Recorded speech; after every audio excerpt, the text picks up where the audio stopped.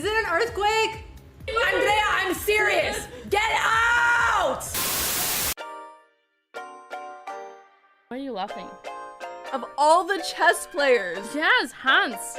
Hans is the best. Hans is my love. I'm in love with Hans. Yeah, they're boy, Chris is being very, That's very thorough. very thorough. And there she goes. Oh my god. There she goes. She's trying not to smile. Oh my god. What's a chess player's favorite TV show? What? Pawn Stars. I didn't write these, okay? Oh god. You want to say hi, chat, now that you won? Yes, hi chat. Where's the camera? It's on. Oh! What I have in my hand here. Yes. Little baby noodle. What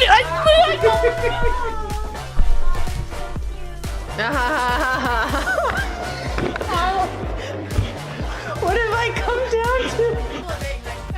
Yeah, I mean with the hair, you could just wear the top and the top.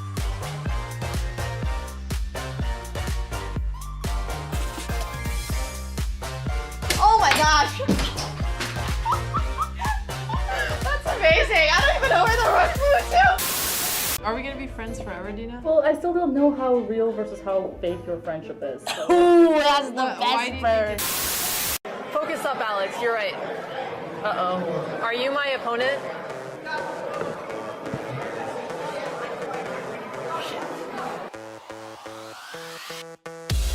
Not tomorrow, it's okay, it's okay. Ow! Hey! You are. I don't know when I hit 21. What is this This guy is speeding! This is rigged! Hey, I'm just good! I'm trying to remember any line of prep I've ever done in my life. I don't remember any of it. They could have simplified that.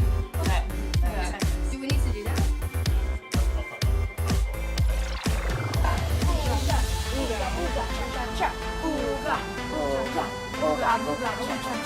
Sing the song. And this day, chess players don't have fun. Spread out, nice and easy. You're getting a red card for destroying the chess set, and you show your chat the red card that you're getting from the tournament director. Okay, get out of here. I cannot see you. Listen to this for 1 second. Hello, hello, hello, hello, hello, hello, hello. Guys, why did I say so many hellos? I don't know. Ta-da! See, my little fist, it fits perfectly. Proof that I punched it.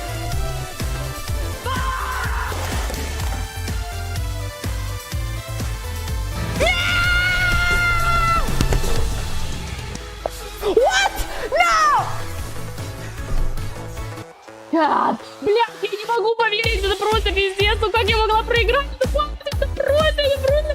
Все, пошли все к черту, окей, бай. No, I blundered my queen.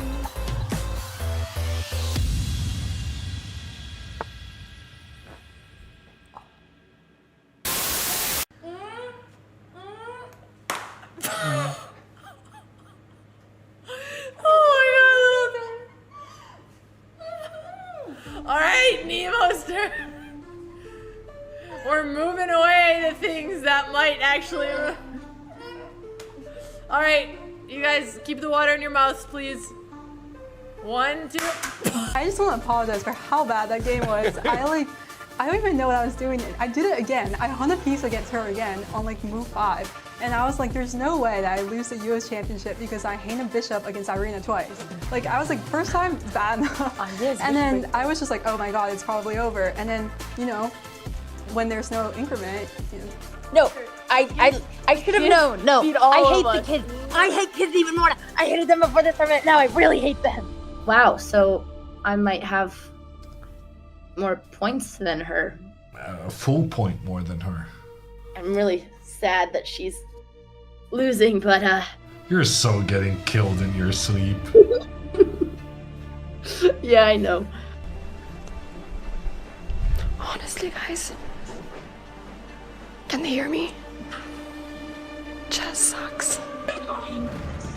That's it. I'm fucking. Alex embracing her villain arc already. Alex is taking revenge on her chess games right now. We have another bully in the house, guys. I don't know, is it something about my stream that, like, brings in the bullies? Is it something about my stream that brings in the bullies, or do the bullies just naturally congregate? Right, Chess Brainiac. You're watching this. There is gonna be a next time. There is. And your 2900 on chess.com will not stop me, neither your genius coach Grandmaster Norditsky for taking my revenge. I'll just be here, Waiting. washing away, fading away with the It'll be winds okay. as time and eternity will all do as our last years dwindle away, and you may spend it studying a pointless board game and thinking, was all these hours in your life worth it? In all these hours, you could have written a novel, you could have learned a sport, you could have learned how to swim so you could finally go in the ocean, but no. Instead, here you are again, 21 years old, when you should be thriving at peak, losing to 9-year-olds. Goodbye, chat. Andrea, for what it's worth, you would kill her in boxing. I don't want to, that's child abuse!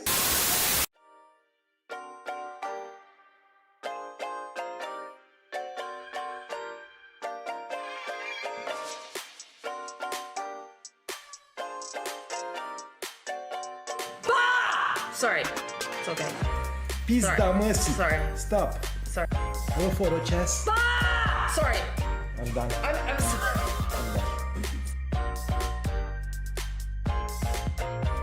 It is pumpkin spice flavored. Do you like pumpkin spice? I love it. All right. Ah! My Tesla.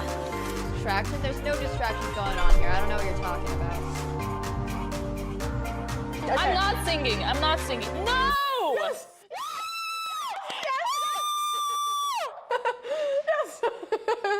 I'm excited, guys. Big reveal time. How's it? You like it? Oh, sorry. Her face.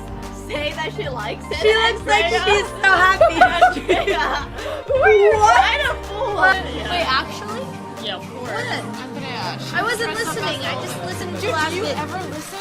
Sorry, I was reading She chat. has the attention span of a squirrel. I'll make the window smaller for a second. Alright.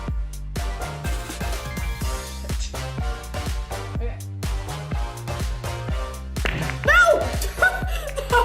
It's fine. It's only taken 10 stops. We haven't gotten anything in. It's totally fine. We won't get one. We're gonna get one. Okay, you need to get that one in.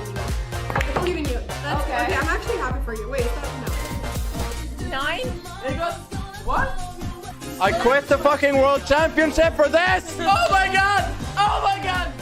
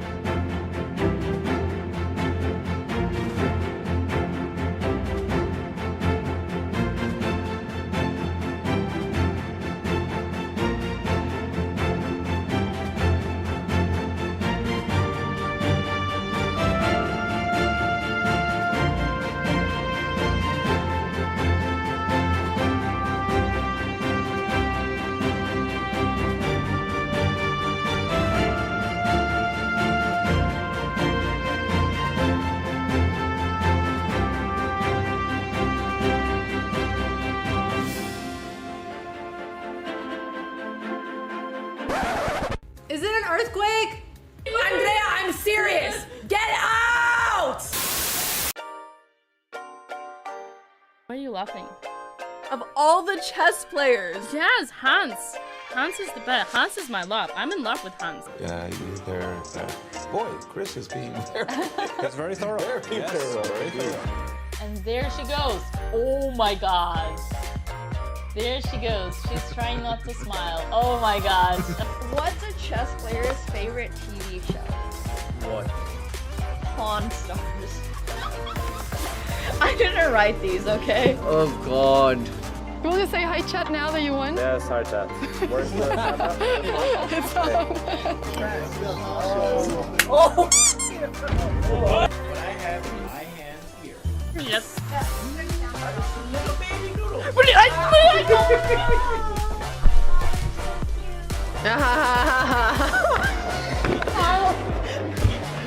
have I come down to? Yeah, I mean with the hair, you could just wear the top and the top.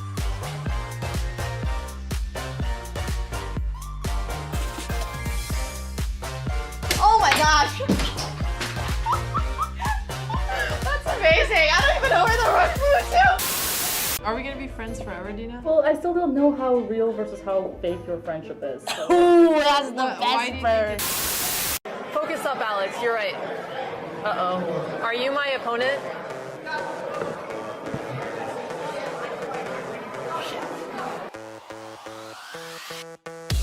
Talk tomorrow. It's okay. It's okay. Ow! Ow! Hey! You are. I don't know when I hit 21. What is this guy doing? Speeding. This is rigged. Hey, I'm just good. I'm trying to remember any line of prep I've ever done in my life. I don't remember any of it. They could have simplified that. Do we need to do that?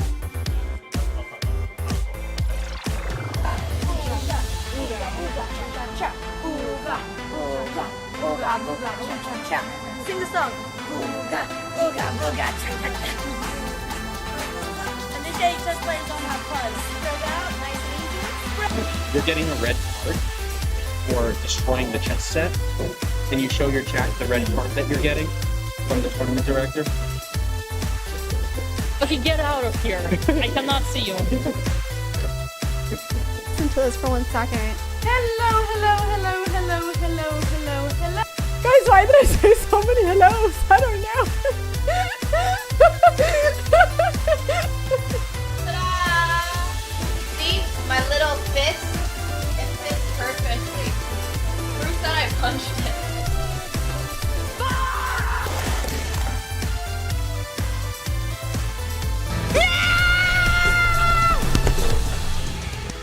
What? No! Блядь, я не могу поверить, это просто пиздец, ну как я могла проиграть? Это просто, я просто... Все, пошли все к черту, окей, бай. No, I blundered my queen.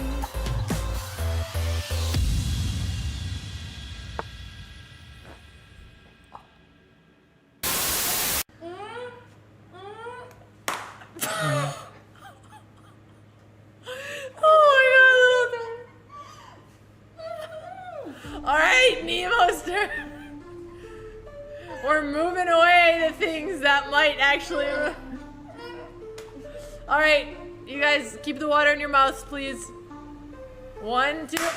I just want to apologize for how bad that game was. I don't even know what I was doing. I did it again. I hung a piece against her again on like move 5. And I was like, there's no way that I lose the US championship because I hang a bishop against Irina twice. Like I was like, first time, bad enough.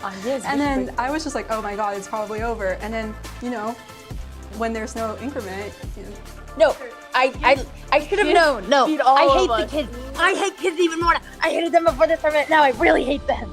Wow, so I might have more points than her. A full point more than her. I'm really sad that she's losing, but You're so getting killed in your sleep. yeah, I know. Honestly, guys, can they hear me? Chess sucks. That's it, I'm fucking Alex embracing her villain arc already.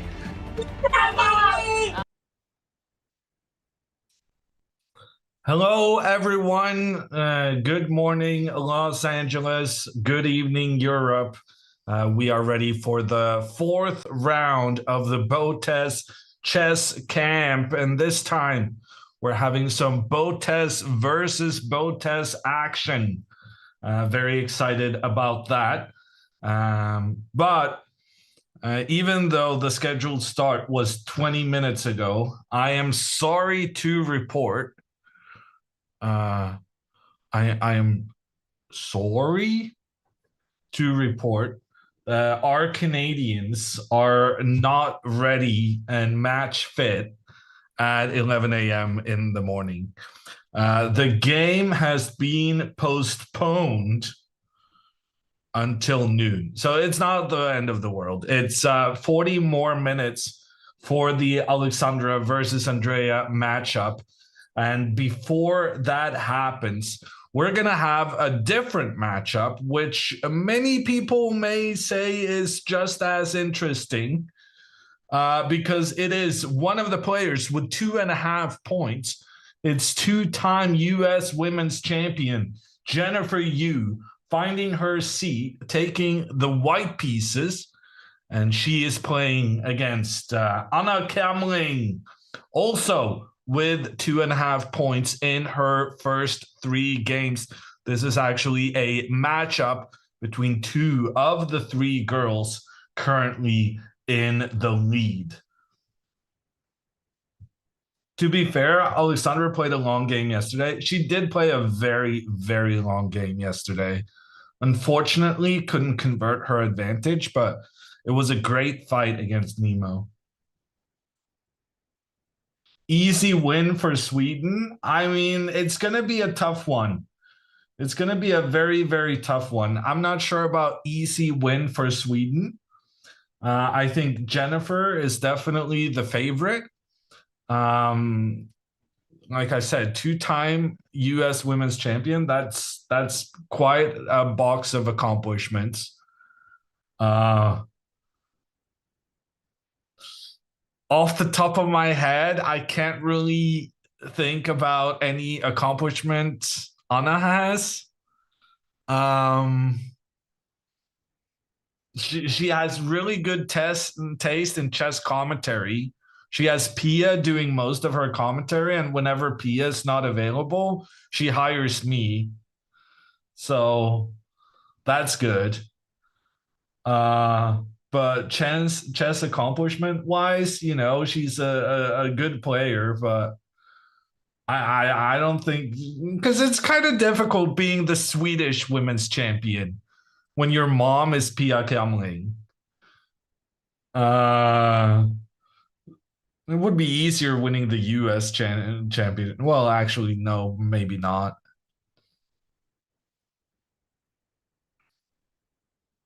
Must be the Norwegian Swedish beef? No. How dare you say that I am biased against Swedes?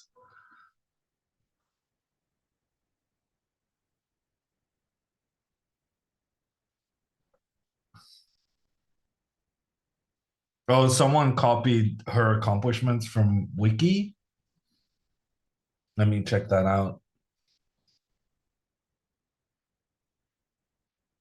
Tied for 5th place at the European U18 Girls Championship. Yeah, so that's the 2-time US women's champion against the tied 5th place under 18 European champion. Placement something.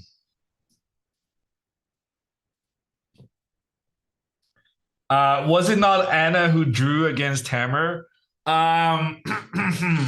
Yeah, okay, I take that back. Okay, so Anna's main accomplishment is making a draw against me in a casual blitz game where she lost on time but used her charms to persuade me into continuing the game. Oh, my eyes are watering.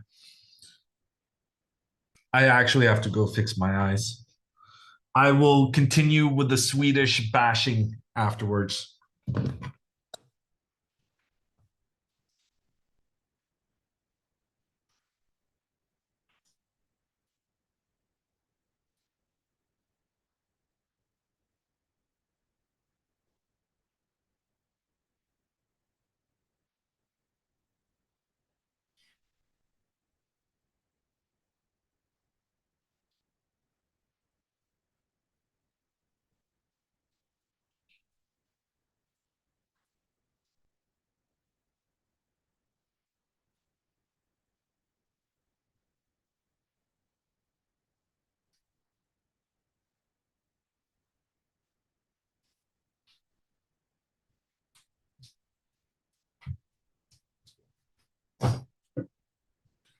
Okay, I'm back. How many Swedes does it take to switch a light bulb?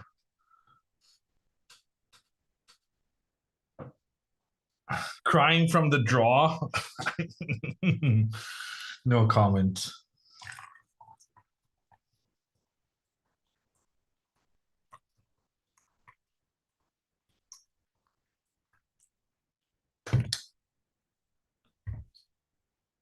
What a comeback. I mean, I try.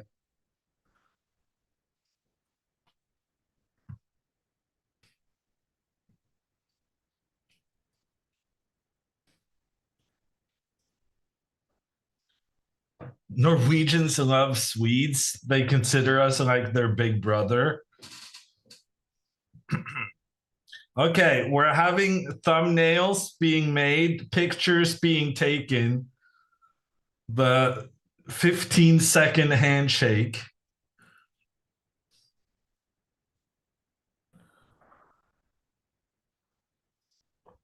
Norwegians love Sweden so much they drive 200 kilometers to shop there. Yeah, but we love that they're so poor compared to us primarily. Norwegians go there because it's like half the price as in Norway.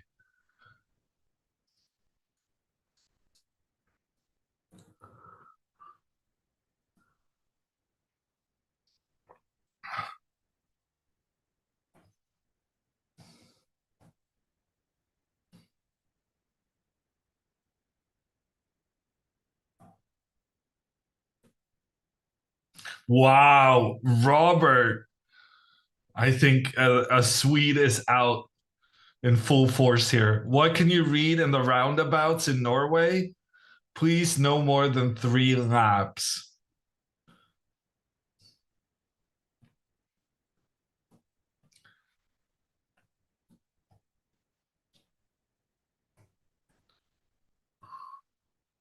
Okay, Papa Botez is on scene and he gives the go ahead to start the game. He's saying something funny. The girls are laughing. A handshake less than 20 seconds this time. And we're off. With the white pieces, Jennifer is playing pawn to d4.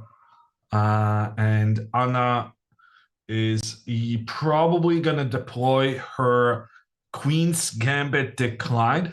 Interestingly, Jennifer and Anna placed the same opening as Black against d4. So it's going to be interesting to see them fight in something they're both very familiar with.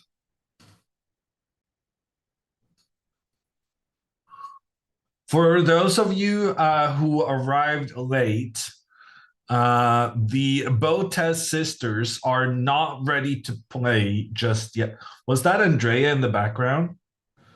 She did not look ready, that's for sure. And they will be starting in 30 minutes.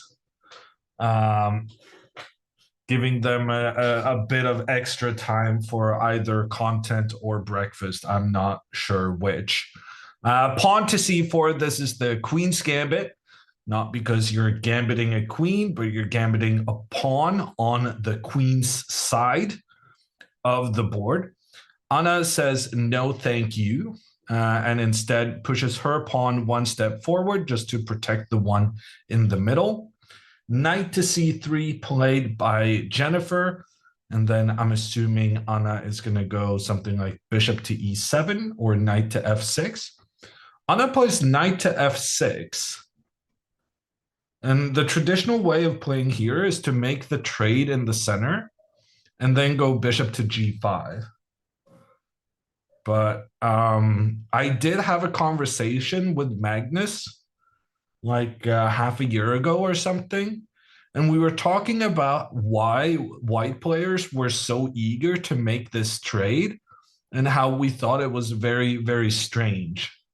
Because after this trade, you open up for this black bishop to more easily get into the game.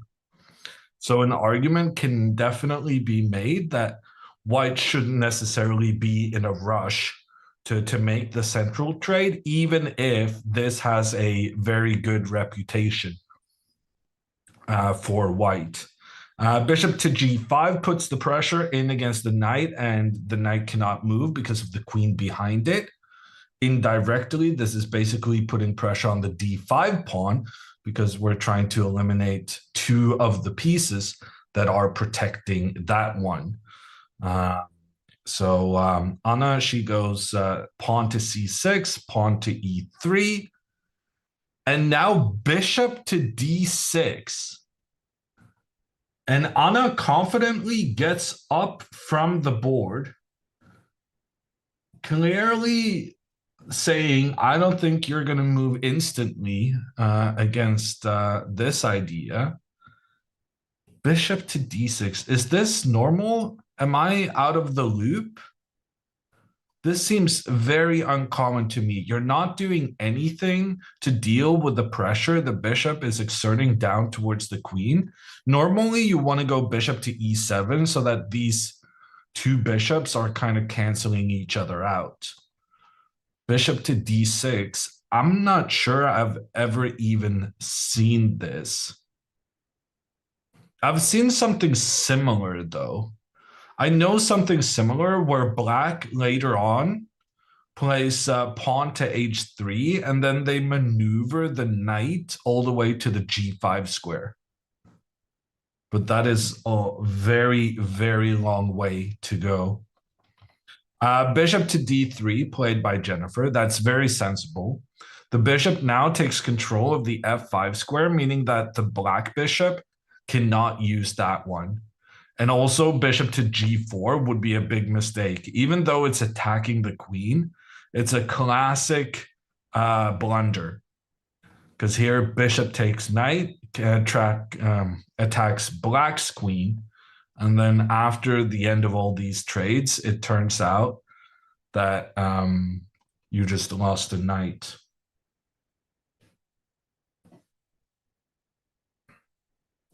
Will Andrea play the Jabava against Alexandra? Alexandra has the white pieces. So I'm going to say she's not going to do that.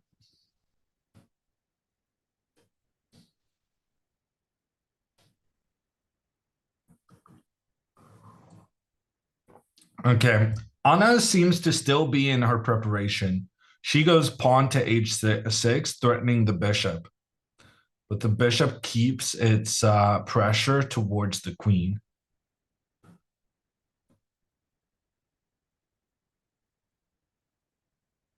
I'm really not sure what Anna is planning to do now. Maybe she's planning to go like this. I'm pretty sure the idea in similar positions is to try and get the knight to g5 and use that knight. By having two knights, it makes the pressure down towards the queen less valuable. Anna just castles. Fair enough. Jennifer now has quite a big decision to make. She needs to decide whether she wants her knight on the e2 square or the f3 square. In general, the knight is better placed the closer to the center it is, and from the f3 square, it's taking control of two central squares. But the advantage of moving the knight to e2 instead is that you can try to use your pawns to push forward in the center of the board. And that makes a really easy to play plan for white. However, normally you play this plan when black has the bishop on e7. And now with the bishop on d6 instead, it makes it a lot easier for black to try and put some pressure down the open file because there's no bishop blocking the rook's path.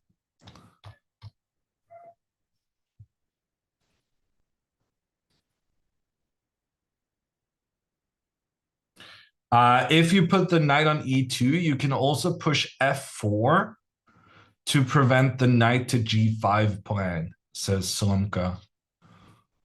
I guess, yeah, that could be a point. But in general, it's going to be a lot more difficult for you to push the f pawn whatsoever. Now that black can put that pressure down towards the e3 pawn.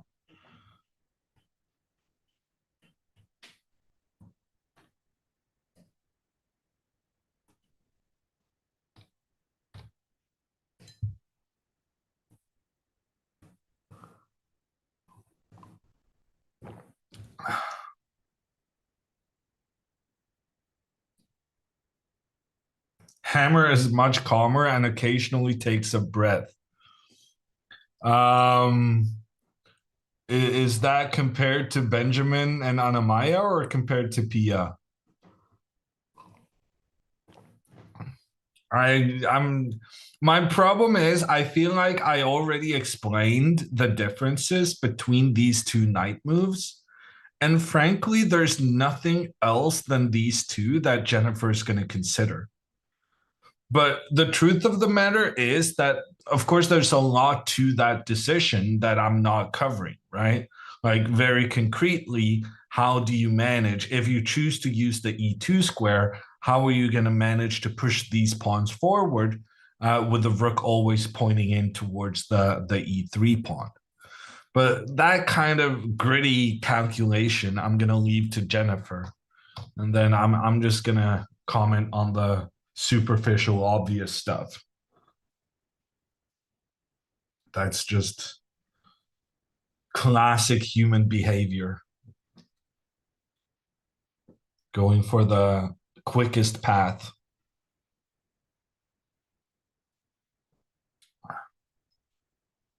No, path of least resistance. That's what it's called.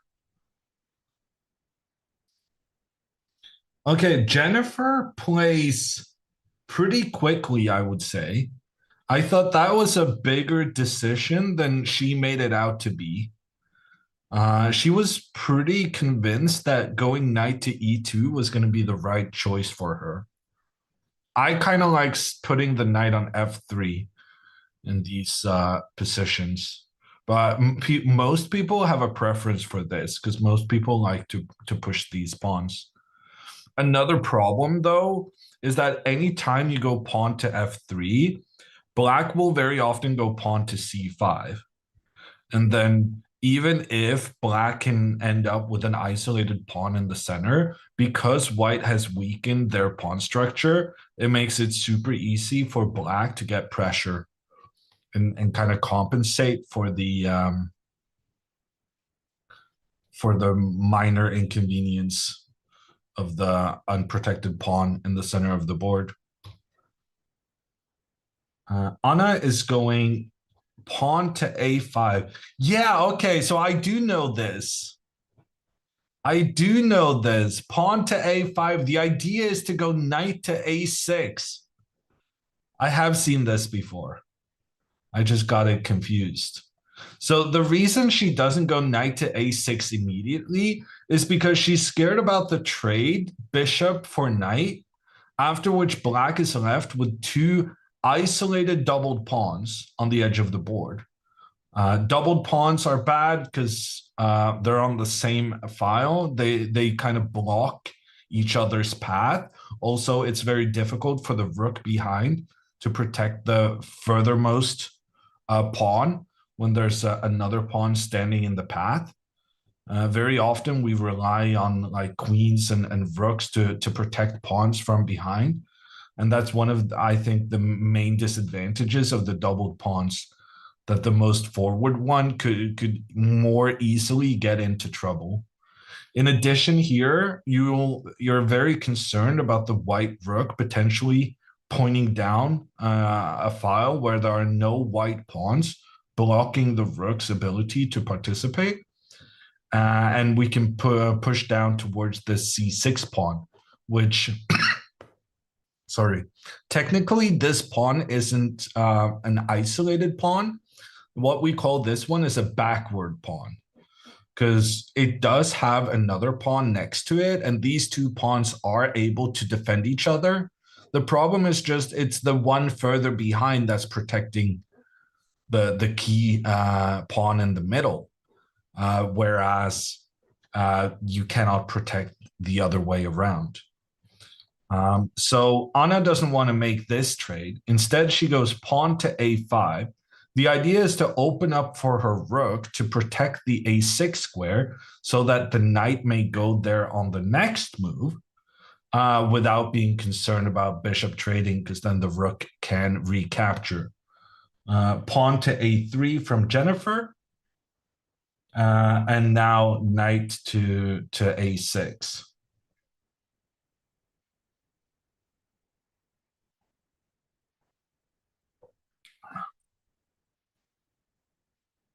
Well, actually, knight to a6 didn't happen, but it's like 100% gonna happen soon. And now the plan for black is quite an uncommon one, but the knight is making its way all the way over to the opposite side of the board.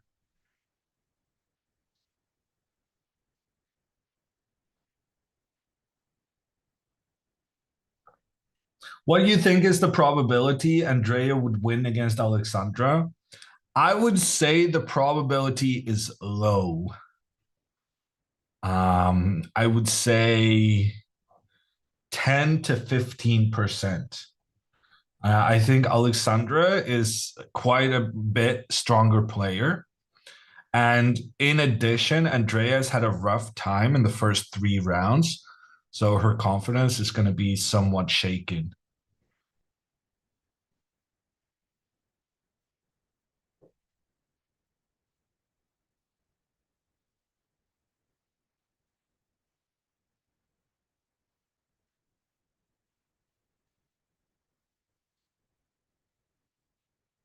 And hammers like the prep Alexandra is going to use.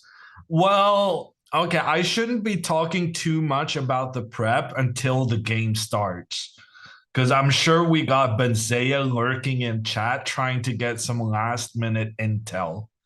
What I will say is that I made a recommendation specifically tailored to be good against Andrea. And Alexandra said, I'm not sure about this. I'm going to make up my own mind later on. Yeah, I'm not sure Alexandra is going to follow my brilliant plan. And this, many people have asked me, how good do you think you can get as an adult beginner? And now, of course, I wouldn't call Alexandra a beginner, but the same principles apply. Because very often I say one of the problems for adults is that adults have the expectation of understanding everything before doing it. Kids are very natural, kind of curious, naturally curious beings about a lot of things in the world. But when it comes to chess, very often they will just listen to their chess coach. Their coach is going to be like, if they do this, you do this. And the kid's like, oh, okay. You know, chess coach, we respect you. We think you're very good at the game. We would not stand a chance against you at any point. The thousands of hours you spent getting good at this game, we respect that, and we're going to listen to your advice, finely honed advice after years of practice. Adults, on the other hand, they're going to be like, oh, why are you doing this? Well, what about this move? Computer says this move is good. And I said, well, but Andrea has never played that. I mean, but maybe your opponent has never played that move in the past. They've always gone for this plan. And this, so I focused on this move because that's the plan. Andrea, I mean, this other, your opponent has prepared and played many, many times previously.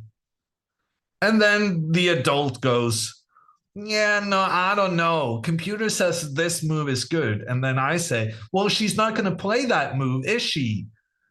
And like there's so many different moves she could play. If you're worried about the position after 12 moves, then put some attention into that position and figure out with the computer what to do then. But like the chance of you getting to that position 12 moves deep into the game, it's very unlikely because there are so many different ways your opponent could deviate before that. You're lost? Okay, thank God. This story is unrelated to anyone in particular. Yes, this was a hypothetical.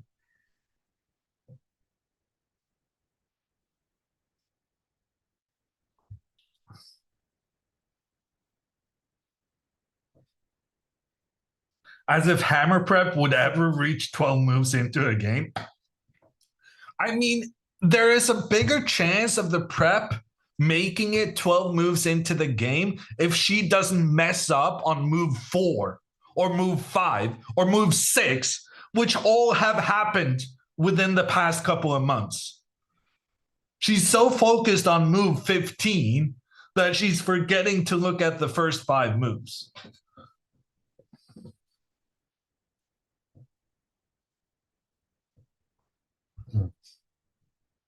I'm an adult, but I could follow coaches' advices. I don't know, Franny. I think you're overestimating yourself. At some point, you're gonna be why. I don't think you fully understand how carefree kids are. When their parents tell them to do something, they will never do it. When their chess coach tells them to do something, they're like, okay, yes, boss.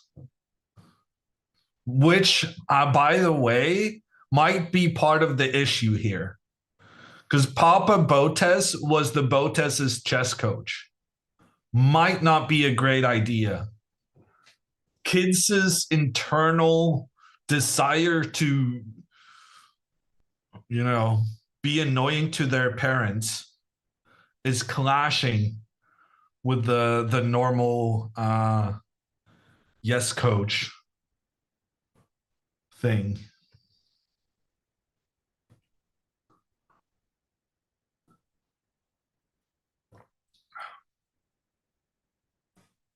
Who was your coach in your childhood? None of my parents knew how to play chess. So I had a coach. He was like the coach at my youth chess club. But in general, I didn't have like one coach in particular.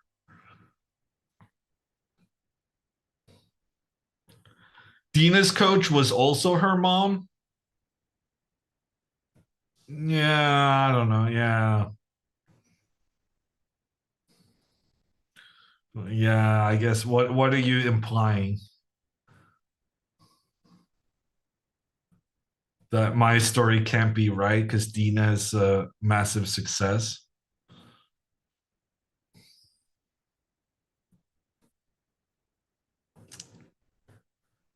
Adults have too high ego and don't get any critics. Wow, Dina in chat supporting me just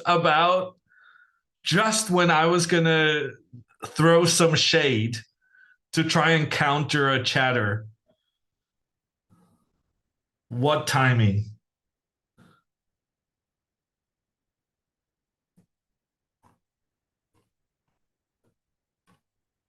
Dina, are you saying it's easier to coach the kids than the adults? Dina would know. I don't know. Like, Alexandra is the only kind of person I'm coaching. And that has been a tremendous disappointment. Which makes me think, maybe I'm not good at this. Dina's coached a lot more people. And therefore she might have a more qualified opinion on this. And I choose to point this out after Dina has already told us that she has the same opinion I do. When someone agrees with you, build up their credentials. I only coach people who do what I say. Wow. Imagine voluntarily wanting Dina as your coach. That's kind of terrifying. But for the right person, it's going to work. So I'm guessing based on these descriptions, Dina, you're not going to call yourself Andrea's coach, right? Because my experience with Andrea has been, yeah. She doesn't necessarily listen to what I'm saying.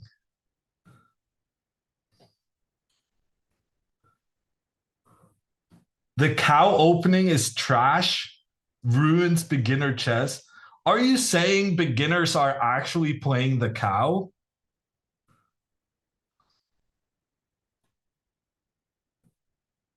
Anna asked me how bad I thought the cow was. And then she showed me some kind of W opening that was complete trash. And I said, yeah, this W opening is probably better than the cow. That's how bad the cow is.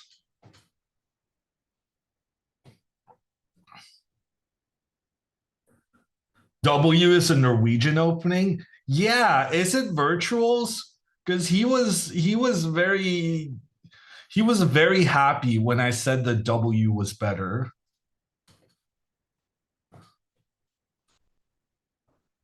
Oh, virtual does spell it with a W. That makes sense.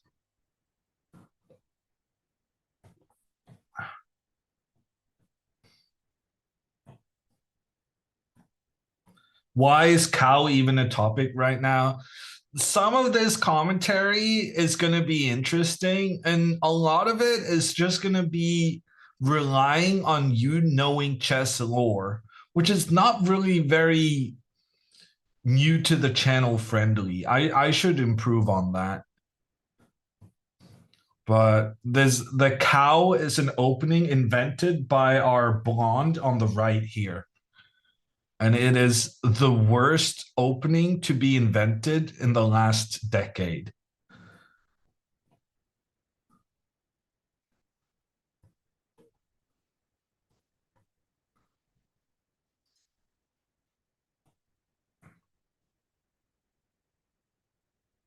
That hair is brown, Scandinavian blonde. Man, you should have seen me when at age 25, I realized that all the girls in my middle school had been dyeing their hair and that they were not natural blondes. Boys are stupid.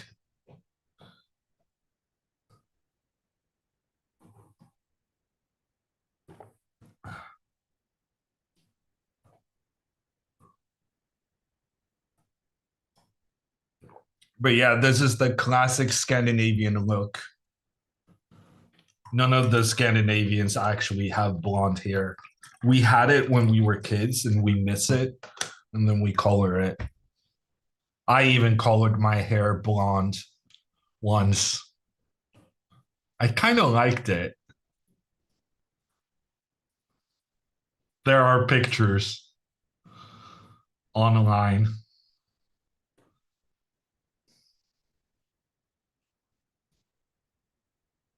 Can you show us?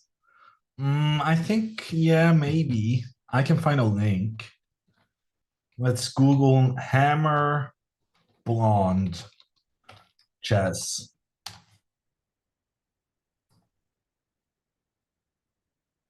Hammer blonde chess just gives you a lot of pictures of Anna Kemling.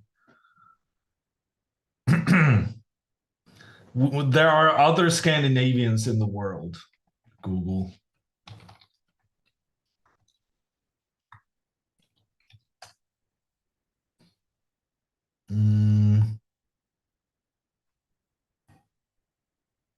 Maybe I have to go to my Facebook to find it. It's not like people on Google sort my hair after the look I had. But it was after the Norwegian team finished 5th in the World Team Championship. And I had done horrendously poorly. And I told the others that if we do well, I will dye my hair.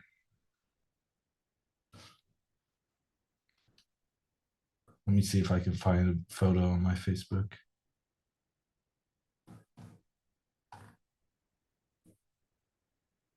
Oh, God. I don't know if this is open for public. Yeah, no, it is public. Oh, God. Am I going to do this? Honestly, I mean, I looked pretty good. I'm not that ashamed.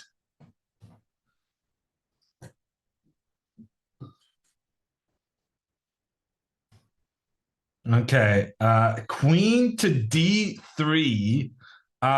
Jennifer is not being very subtle about what she's trying to do. Her last move, she moved her bishop back so that she could move her queen forward next. Now the queen and bishop are working together, pointing down in the area around black's king. If it was white's move here, white would capture the knight because the knight was defending this square. And then queen comes in and it's checkmate. Now Anna needs to decide how to deal with this. And frankly, she's got more than one option. She can go pawn to g6, and she did. But honestly, I'm not even sure she really had to do anything. Because frankly, if you go rook to e8, oh, computer doesn't like that. But after rook to e8, like, this is not a threat. If you take, check, king moves, like, this queen is doing nothing here. Apparently, the computer thinks this is good for white. But, like, anytime you give this check, the king just moves away. So I don't see why this would be a massive problem for black. In any case, computer seems to think it is somewhat of a problem, and Anna chose to deal with it. She went pawn to g6, stops the checkmate threat, but now her pawn is no longer protecting the knight. Maybe that could become a problem. Jennifer plays pawn to f3. Basically, Jennifer really needs to be able to meet bishop to f5, trying to point in against the queen and the bishop. She needs to be able to push her pawn up if that were to happen. And now I guess she's going to push the pawn up next, pretty much no matter what. This is moderately awkward for Anna. I'm not actually quite sure how to deal with this, because the pawn is going to push forward towards the e5 square very quickly. Maybe you go pawn to b6, and then you can go bishop to a6. Ah, no, but then the queen is pointing in here as well. For some reason, the computer really didn't like this square for the queen. Ah, because then you have knight to g4, attacking the queen and attacking the bishop. Very clever. But if you go queen d2, you have that same idea. And you're threatening to push forward in the center. Yeah, this actually requires some thinking here.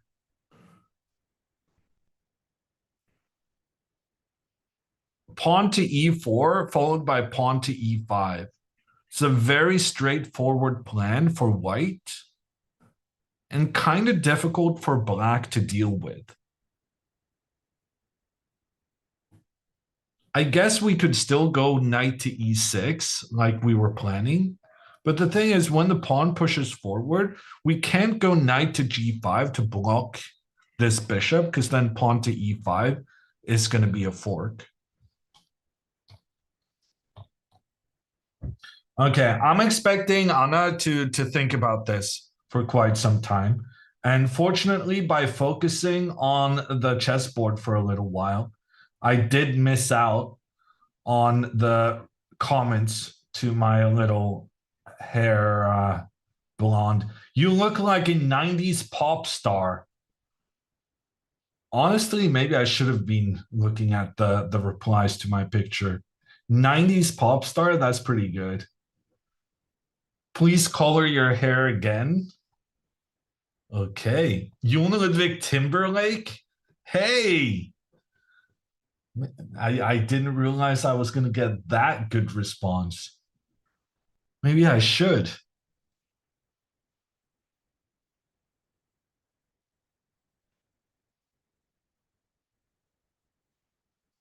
In any case,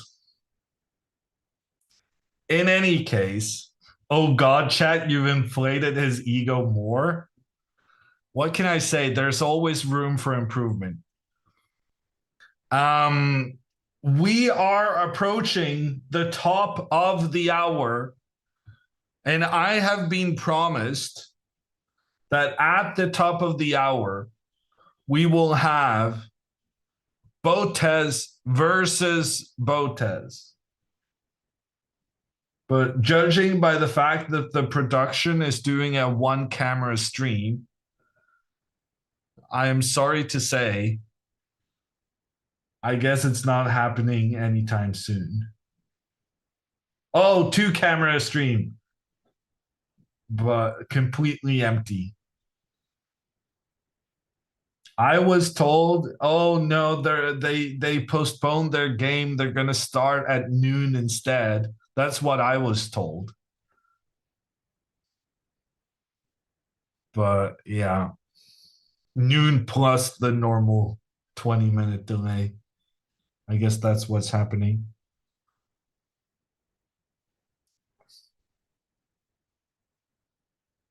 Rumor has it you will comment on Anna's participation in the Olympiad. Is that true? I mean, I assume I will always be also be looking at Pia's games. But yes, that is true. So I need to keep the Swedish bashing at an acceptable level in order not to hurt my relationships. Pia is Anna's mother. She is the only female grandmaster in the Nordic countries. And she was one of the first female grandmasters in the world. Okay, we got Botez's in the house with a camera crew right behind. The game is about to start. And I am super, super excited to see the first move. Because I have recommended to Alexandra that she should play the king's pawn to begin with. I'm not sure if she's ever played that in a competitive game, but I have found weaknesses in Andrea's repertoire. And I am very excited to see whether she follows my advice or maybe she once again says, no, I'm not going to do what you're saying. Alex never played. I'm sure she played it online a couple of times, but I'm not sure she played it over the board. But Andrea will use Hammer Sicilian prep against it. If she does, she might win the game, Zug. But the last thing I heard from Andrea was that this line you're recommending, it's too complicated. I played it 3 times without studying it, and I lost all times. So I don't like it. And then I tried saying, maybe you should study it before you play it, and then you're going to get a good feeling about playing it. But I think she just gave it up.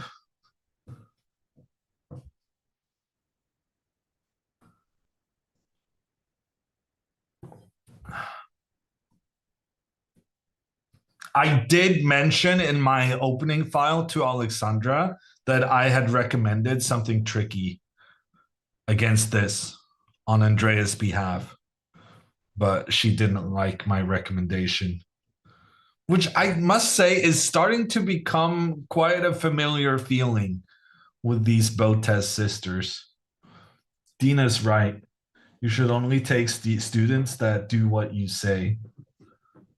None of this democracy kind of thing.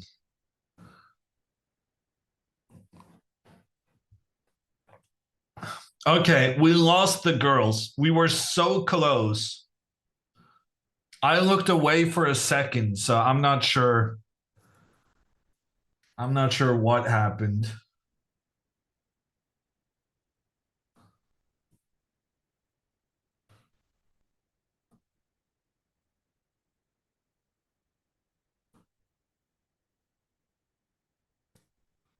Are smartphones allowed in playing hole in FIDE tournaments?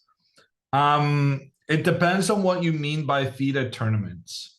If you mean tournaments that FIDE, the World Chess Federation themselves organize, then the answer is no. But if you mean like any FIDE-rated tournament, the organizer has, they are allowed to make their own rules.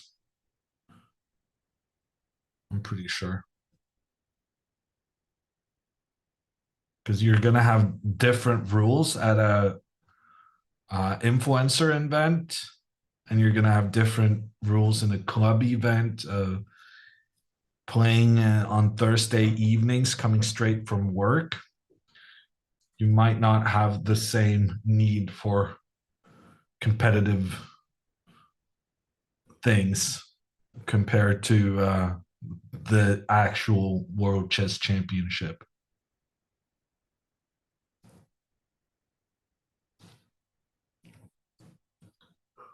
YouTube chat is constructing hammer voodoo dolls.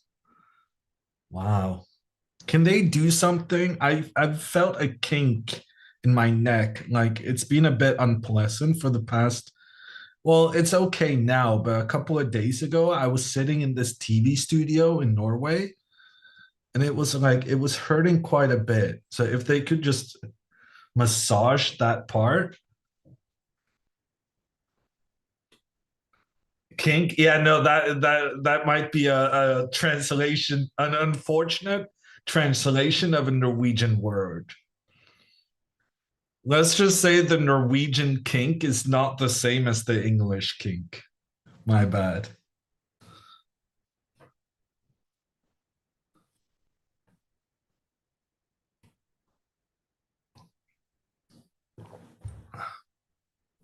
It's the same? Oh, never mind.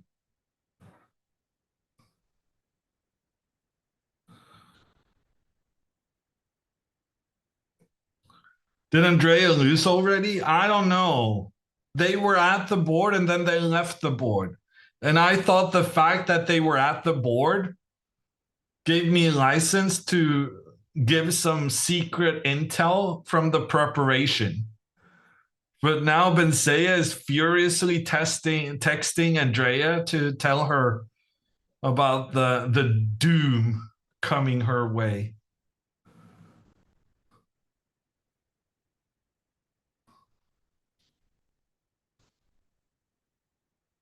Why did they come and leave? I'm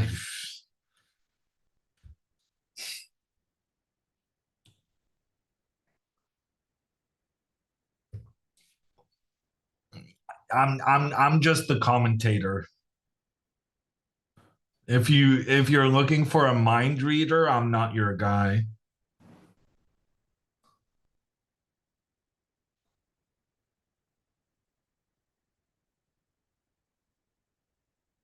The one they did was not per standards. They have to do a small video intro.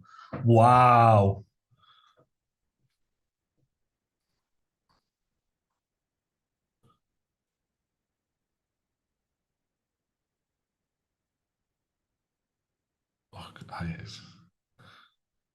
My problem is that my most basic instinct is just to throw around shade and sarcasm. So when Papa Botez says the first intro video was not up to standard, I, I have to work so hard not to go, and that's saying something for the Botez channel. Oh, I'm gonna retire as a chess commentator soon. Life is good, but my retirement is probably also going to be based on the fact that I'm going to be blacklisted everywhere.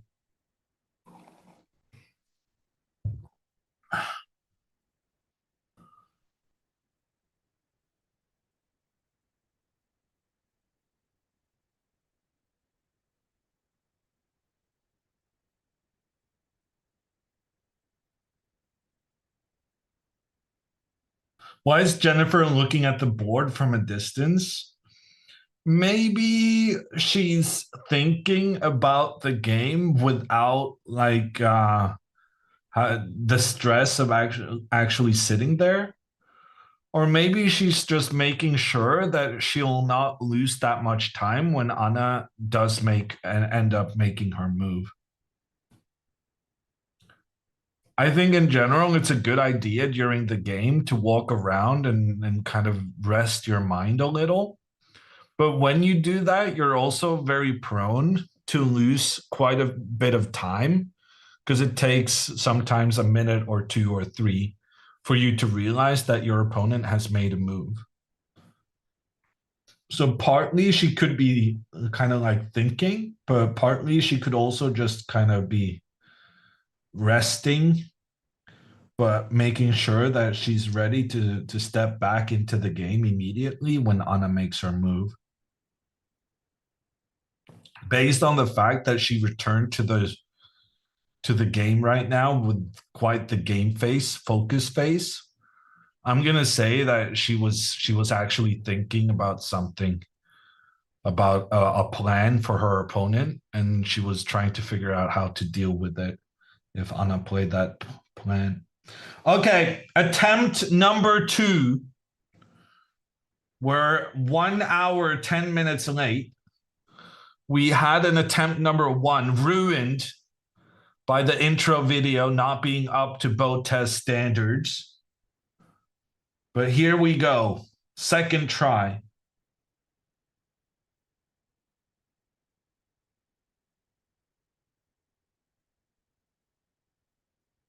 And we lost Andrea. And she's back.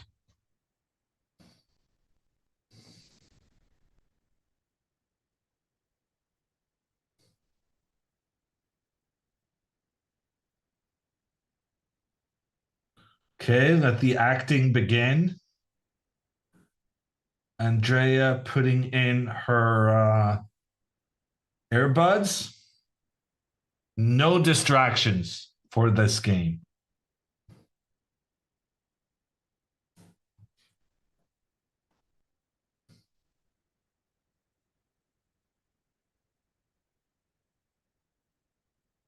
Those faces are taking me 15 years back in time. Wow, Papa Botez. Do we have some stories? Okay, handshake. Just a couple of seconds, and the clocks have started. The mind games are afoot. Oh my God! And look at Andrea. Alexandra does play pawn to e4, and Andrea just looks straight into the camera and starts laughing. Okay, she plays pretty quickly. Pawn to c3. The Alapin. Who could have come up with such a tricky idea to target Andrea's tendency of going bishop g6, bishop g6 and bishop g7. Andrea goes pawn to d5. Damn it. Alexandra already out of prep. This is not great. I was looking over all of Andrea's internet blitz games. She never played good moves against the Alapin. I don't know why she always used the silly pawn g6, bishop g7. I'm very, very unhappy about this. Takes, and now d4. But this is kind of shaky. Alexandra is playing an opening she's never played before. And this is... I mean, it's a decent opening for white, but it's decent when you know what you're doing. And it's a lot more decent if Andrea just played the way she's used to playing. Oh, this is not great.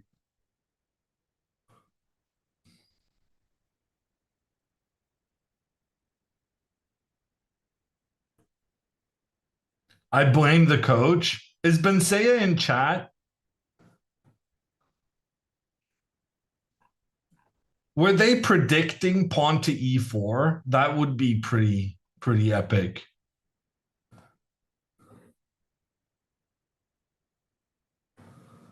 I swear she always played g6, bishop g7. Damn it. Because I was suggesting, right? I considered recommending knight to f3 and then c3. Because I've told Andrea in the past that I think her way of playing against this is a bad idea.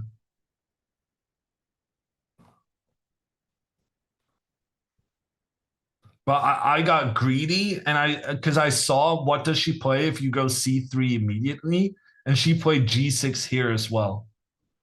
And I got greedy. I wanted to get the best possible version where you haven't committed your knight to f3 early on. Okay. D5 played, takes, pawn to d4, and now g6. So Andrea stays true to her g6 setups.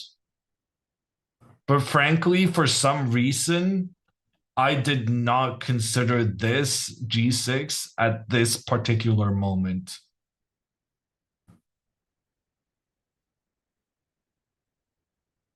This is just very, very, very bad prep. Okay, knight to f3, bishop to g7, I guess. It should be better for white, but Andrea is probably in her prep or something, and Alexandra is freestyling every move. That being said, I kind of think Alexandra is good enough to freestyle openings very, very well. She just doesn't normally have the guts to do so. And now she's kind of being forced into doing something that she's not necessarily comfortable with, but which I think she can do really, really well.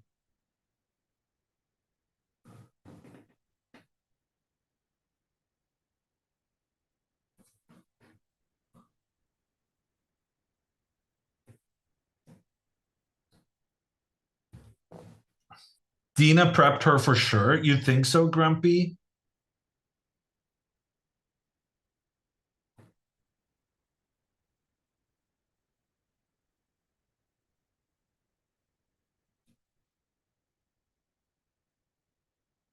She got her all-time highs on chess.com doing all random openings.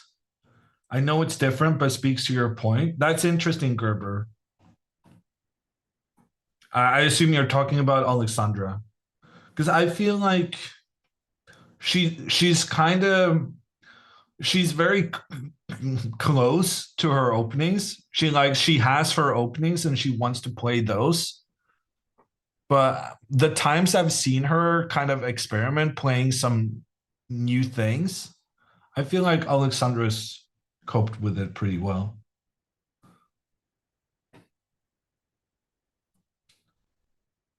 Okay, bishop to g7. Bishop pointing in towards the center of the board. Part of our prep, I thought maybe Andrea would capture in the center early. But even though white then ends up getting an isolated pawn in the center, capturing in the center is a bad idea because it enables white to use the c3 square and then attack the queen. So you definitely don't want to be making this trade too early. And Andrea's been good about keeping that tension.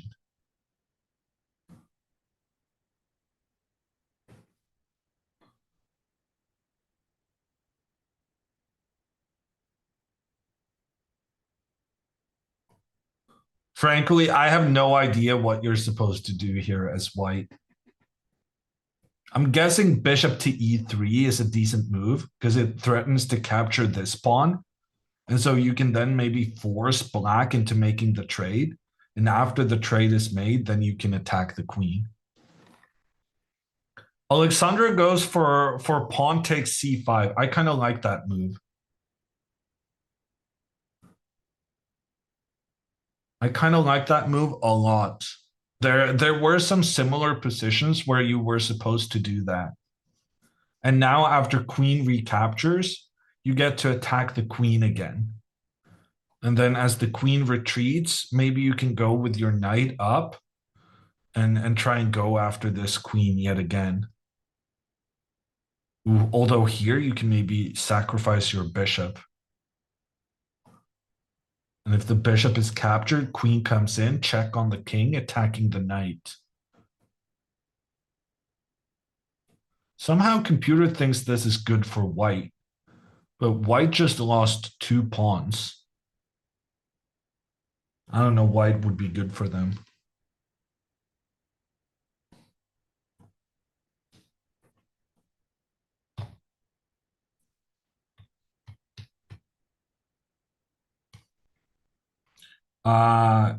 Knight a6, knight b5, one of the ideas. Says chat. I definitely, yeah, I know about that idea, but the problem is once you put your knight out here, then white can, black can capture in the center. Because now after the recapture, you no longer have the knight coming in to attack the queen. Andrea played a lot better version of this than she has in the past. Right now, she has equalized out of the opening, but now it's just an equal opening with chances for both sides.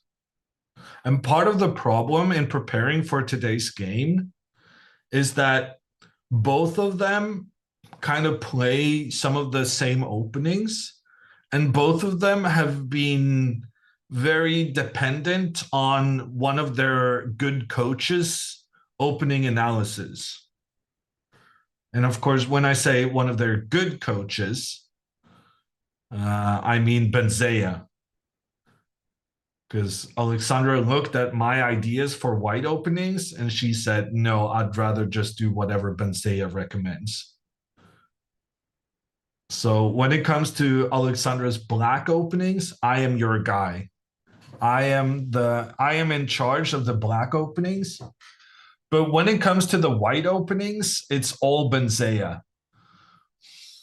And that's a bit unfortunate because Benzea is in charge of every Andrea opening there is. So it becomes very tricky preparing for today's game, seeing as how they kind of have the same coach. When Alexandra has the white pieces and Andrea has the black pieces.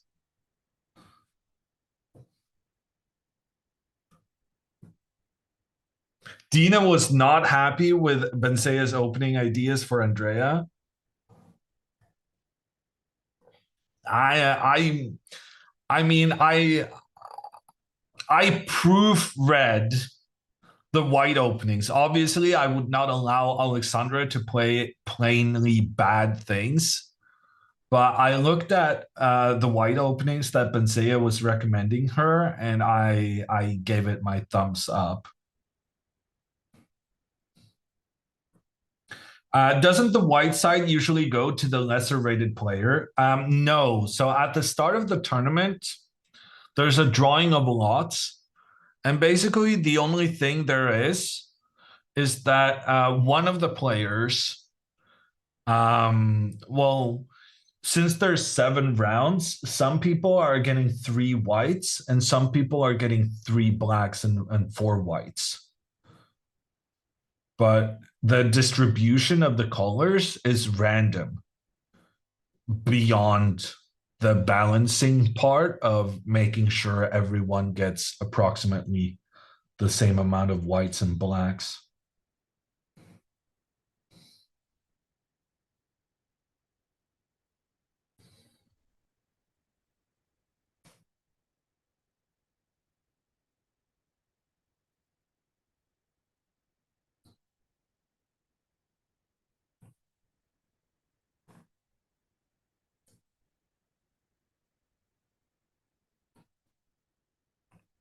Why can't they do 14 rounds then? Because we have a life? I don't know. These are busy people. I'm not busy at all, of course. So I wouldn't mind 14 rounds. Would you watch 14 straight days of chess?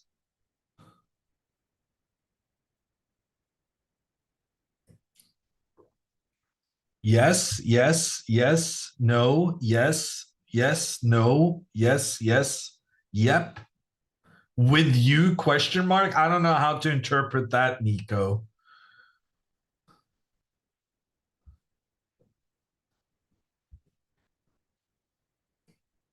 We'll put that in the suggestion box. Next time around, people want 14 rounds. I'm sure the girls are going to be thrilled. Imagine if there's one player having a rough tournament, doubling the length that they have to survive without throwing themselves into the off the cliffs.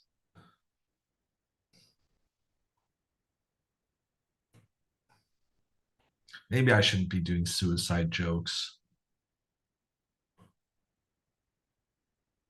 Chess Camp 2.0 confirmed. We'll see.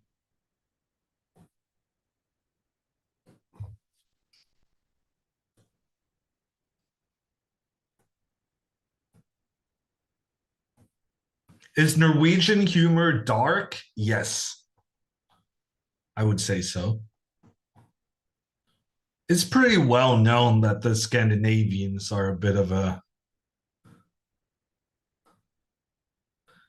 you know, when you have experienced a certain amount of Scandinavian winters, you cannot help but have a bleak outlook on life. That being said, I did see on the weather report that next week, Los Angeles is going to have 40 degrees. So there are benefits for us Northerners as well. We have good summers and somewhat dark winters. Update the board. Okay, bishop to e7. Played by Anna. I like this move. Because now, basically, Jennifer was very clearly saying my plan is to push forward in the center. But if she does do that now, it allows for a trade to happen and then pawn to c5, challenging white's control in the center. And then after pawn to d5, Anna can then go, I was going to say knight g4, but that's probably not good. Anna can go, actually, I was going to say knight g4, but then after the trade of bishops, white can just get a fork. So that's not good. But I'd really like to put this knight on the e5 square. Oh, you can go knight takes d5. I'm so stupid. I even did my puzzle rush today. Knight takes d5, captures the central pawn, and also opens up an attack against the white bishop on the edge of the board. And if the bishop captures the bishop, then the knight manages to retreat and escape the threat, giving black an extra pawn.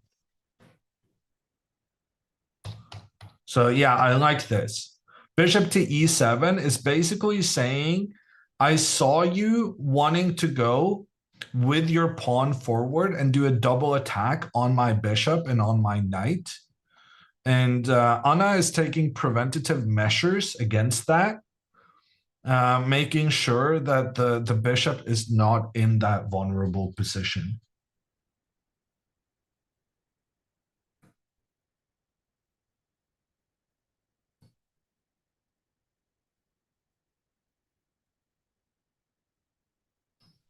In the meantime, I'm really interested in whether Alexandra ends up playing this knight to a3 move, because that could make things very interesting right here. Knight to a3 blunders 2 pawns, but the computer says that the 2-pawn blunder is actually to white's advantage. The bishop sacrificing itself in order to put the queen in a position to give check on the king while threatening the knight. And I'm genuinely confused what it is white should do here to get an advantage.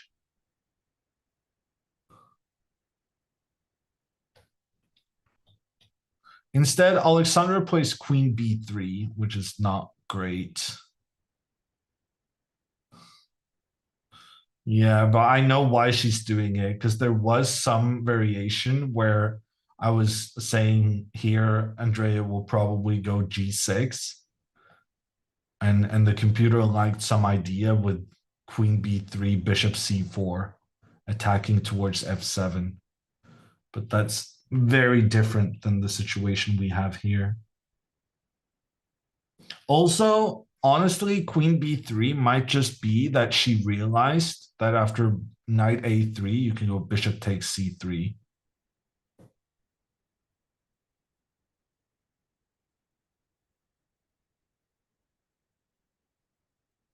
Because she might just want the queen to defend against that threat.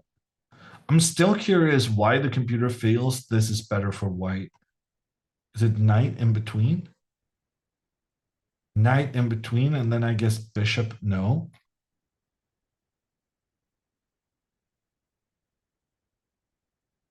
I'm genuinely completely confused why the computer thinks it's okay that white just lost 2 pawns.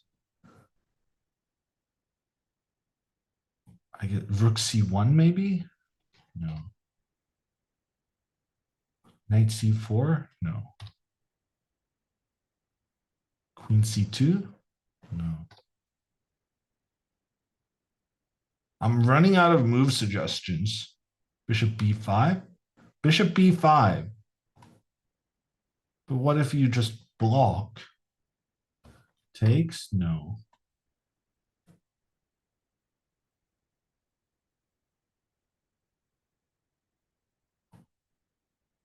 If you're not going to take, like, what are you going to do? This bishop is under attack. Queen e2? No. Rook b1? No. Yeah, for some reason, ooh, rook c1.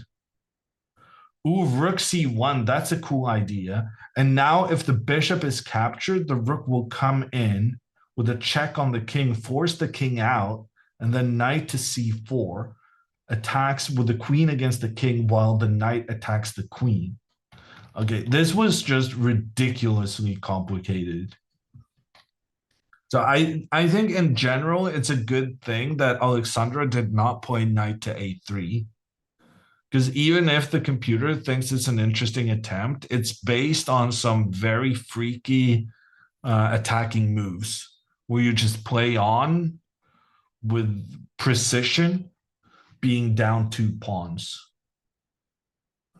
So queen to b3, I'm going to say that protects this pawn so that you can join with the knight later on.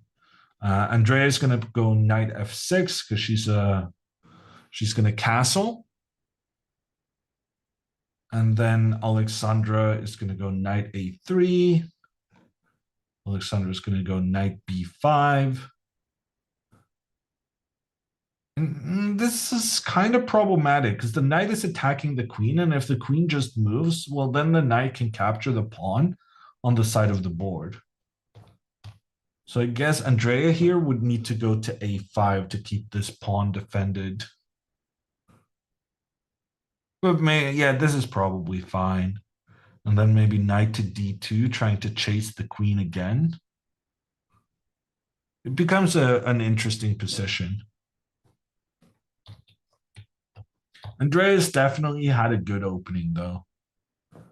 My idea of getting an advantage because Andrea refuses to play, or rather, she has some tendencies in her openings that she shouldn't have. Yeah, that was a massive miss on my part.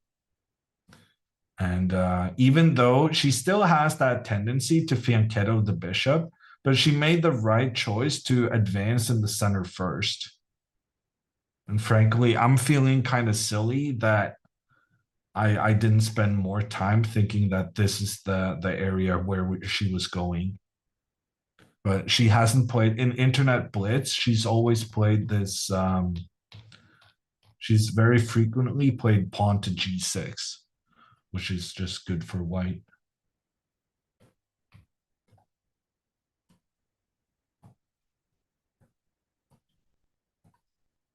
But yeah, this is a good approach from her. One of the advantages of playing the Sicilian in general is that you have one extra central pawn compared to your opponent. So here, white has no pawns in the center anymore. Both of them got traded for black pawns on separate files. And that means black is the one that could have an advantage here due to the extra pawn being able to control in the center of the board.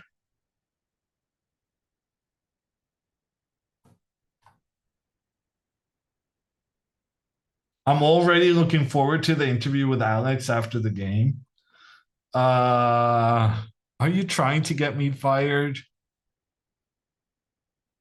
My opening plan was definitely poor. Okay, bishop to e6, played by Andrea. Just immediately targeting the queen. And the queen gets no rest. The good news is that the bishop is not particularly well placed here. Well, the good news for Alexandra. So that bishop could, in the future, be targeted by white's pieces. But the problem at the same time is that if the queen moves to give a check on the king, that bishop can move and counteract the check. Instead, Alexandra plays bishop b5. I like this move. I like this a lot. Because now if Andrea interjects with her knight, the queen can move without giving the bishop a good place to run away to. And then this bishop could be targeted by the knight afterwards.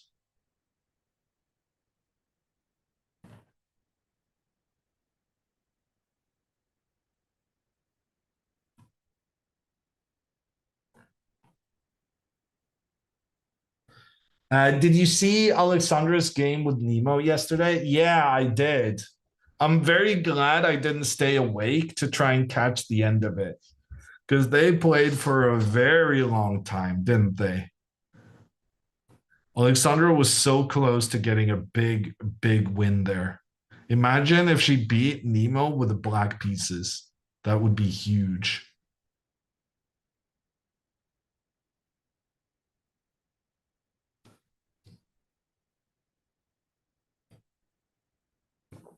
Why the knight there to d7 instead of c6?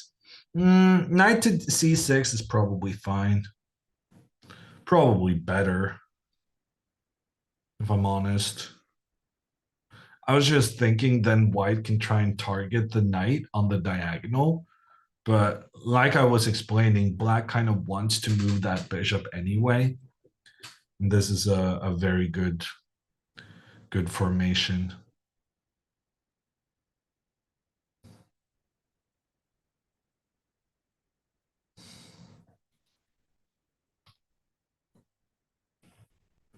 The fact that Alexandra is only up by 5 minutes, 8 moves into the game, that's a bit of a shocker. And it really emphasizes how this opening has been a success for Andrea and not much so for Alexandra. Alexandra has been an absolute beast in playing very quickly the last couple of months, and Andrea has been struggling with her time management. But here, Andrea is not being faced by her opponent playing an unexpected opening, and she's played very sensibly in response. And now I think Andrea is a bit better here as black. The last 2 moves were not optimal for Alexandra. She placed her queen on a square where it's easy for black to target it. And now after bishop to b5, the knight can move in between. And one of my concerns here for Alexandra is that normally you want to have your knight move up to that b5 square and try and create some trouble for the queen. But since you now committed your bishop there, you're not going to get your normal development of that piece. It feels very comfortable for black.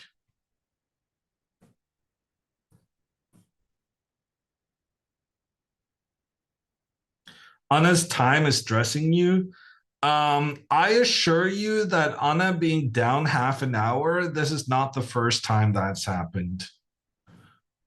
But I think part of the reason why the time disparity is becoming as big as it is right now, it's because Jennifer has done quite a good job of creating unorthodox problems in the position. So I guess the main question right now is whether knight to e6 is a good move. If it is a good move, then Anna should just play it pretty quickly. But you need to make some calculations about what happens after pawn to e4. And then takes, pawn to c5, trying to challenge for central control. But here, white can just counter pressure the knight. And that's very, very bad news. And also bad news is the fact that Jennifer provoked us into playing this g6 move, which means that now the rook and bishop working together against the f6 knight, that's much more of a concern right now than if the pawn had been one step further back and given that knight extra protection. So, yeah, it's a quest on how to organize your pieces. And Anna doesn't have like obvious solutions to what she's dealing with. She probably wants to try and trade off these bishops. So knight to h5 should be quite a good move for black, trying to make a trade between the bishops. But the problem is the bishop will then just retreat and try and facilitate the e4 pawn push.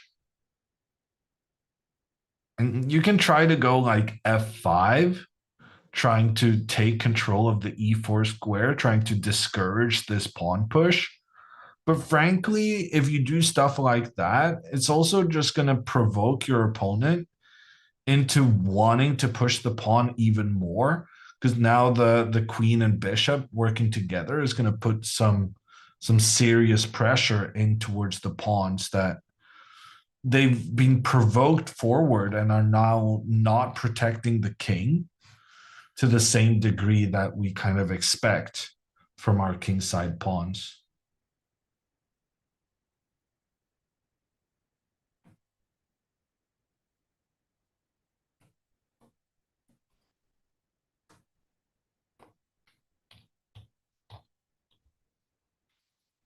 So basically, I think what we're looking at is that white is going to be able to achieve this pawn to e4 break and thereby kind of make some dangerous advances through the center of the board.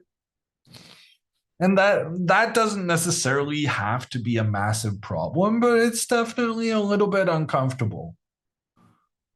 You have to make some assessments and like, can you go pawn to c5 here? Yeah, you end up getting this pawn that can only be defended by pieces because there are no adjacent pawns. So the knight and queen then has to be defensive pieces, keeping this guy safe. And then you make the argument that you're trying to create counterplay in towards the white central pawn. But getting that counterplay would be a lot easier if this bishop wasn't that so good as a defender. And that's why we kind of want to trade these bishops off. Because this bishop is just so good to just defend everything as the pawns are being pushed forward.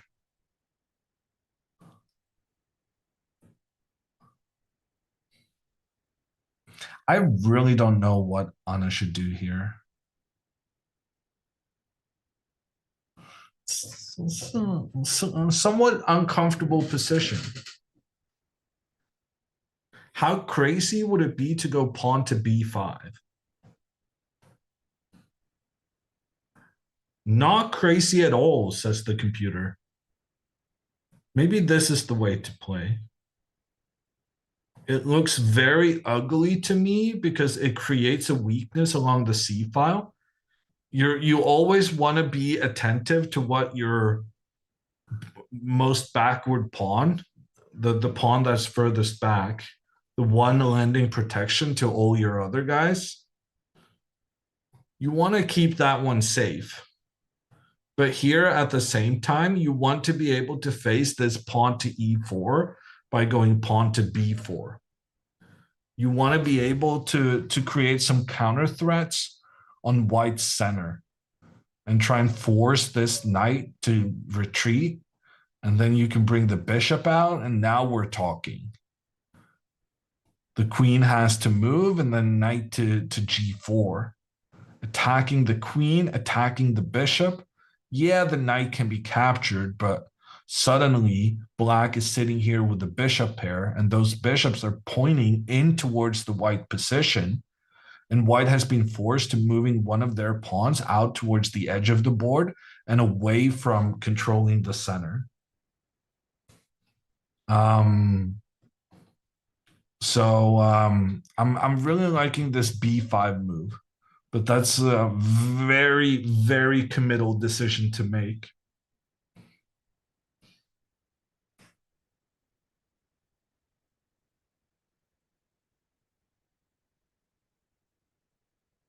One of them should put a rook to the d file in Alexandra versus Andrea. Yeah, that seems like a good idea. In general, you want to put your rooks on a file which doesn't have any pawns. That's when the rooks manage to optimize their value. But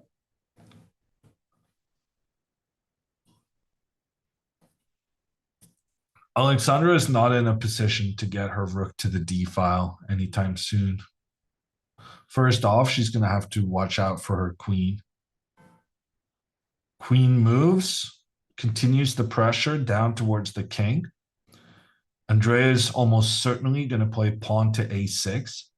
She's trying to put pressure on the bishop, but the bishop doesn't actually have to move right now because there's some...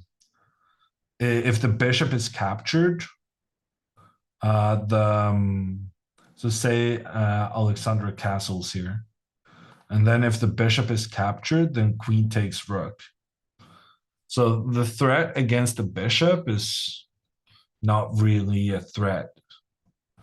But it's still going to be important because as both players develop their pieces, Andrea is going to manage to give protection to her corner rook while doing moves she kind of wanted to do anyway. And then Alexandra is just going to have to back up So a very equal position. But if I had to choose, I would rather be Andrea, have the black pieces.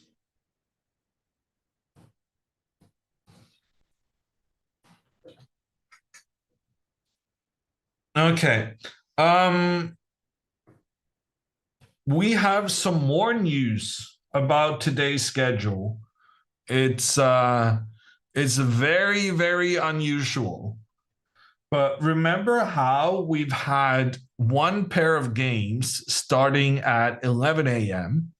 and then another pair starting at 3 p.m.? Well, we are shuffling it around today. We are experimenting with different formats. And today, we're going to have the next two games start in 10 minutes. So a refresher to all of you who may not have the details at hand. The two remaining games today is Dina Belenkaya with the white pieces against Nemo. And then we have Linda with the white pieces against Jules. And we'll have all four games in action in 10 minutes plus delay. Can you comment four at the same time? No. That seems exhausting. We're gonna have the main focus on these two games. Knight to f6 from Andrea. Andrea realizes that pawn to a6 doesn't even threaten anything. So she's just going to prioritize her development and get castled. Also note Andrea's time management. She's making a lot quicker decisions than what she usually does. Andrea's looking really good in this game so far.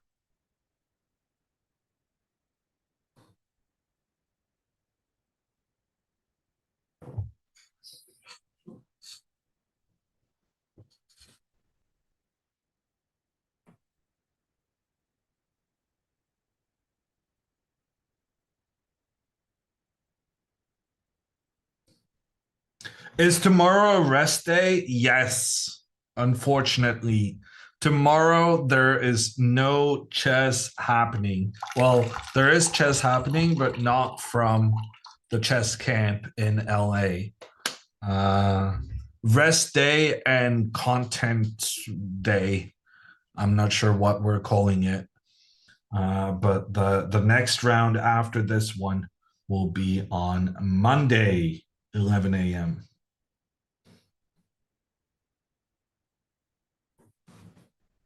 Who's winning on both boards?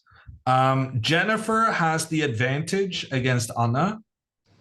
Anna did end up playing knight to e6, but I'm really curious how she's planning to deal with the pawn to e4. Because normally, whenever white goes pawn to e4, you want to strike back with pawn to c5. And let's just say the eval bar was not too happy with that. So knight to e6, I think, is actually quite a serious mistake. It doesn't really address the concerns we had in the position on how to deal with white advancing their pawns. So Jennifer has a nice advantage in that game. And in the other game, despite following coach's advice, Alexandra with the white pieces is worse against her very motivated sister. Andrea, so far this tournament, had lost three games, sorry. But somehow she's managed to muster her energy for this big matchup. And she's played with good determination. She's had a good opening, and she's had a good pace.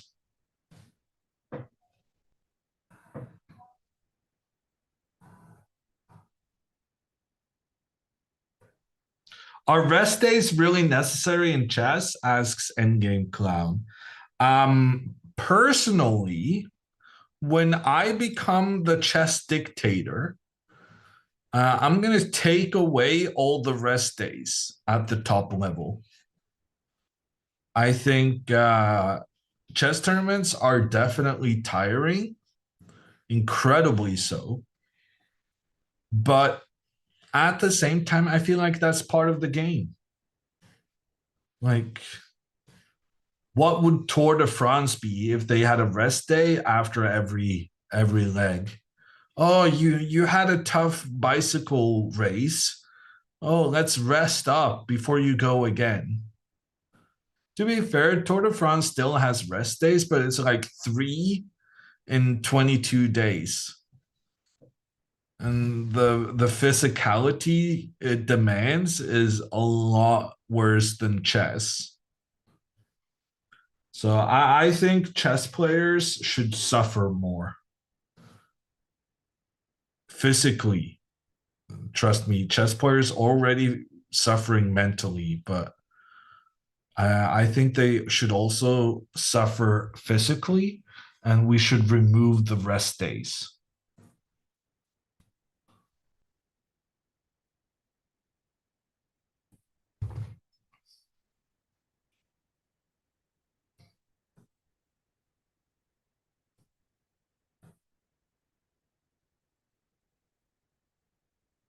Two games a day? Let's not do 2 games a day.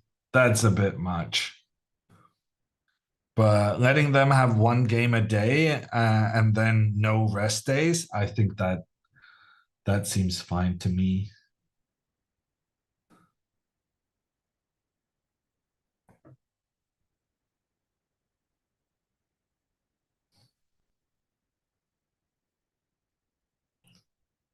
What would you say is the hardest or most difficult to understand part of the game? Opening, middle game, or end game? I mean, middle game is the most difficult. But that's just a mathematics question.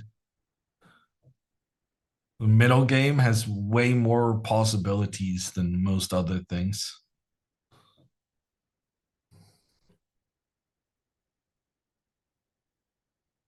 It's a lot more different things you need to know.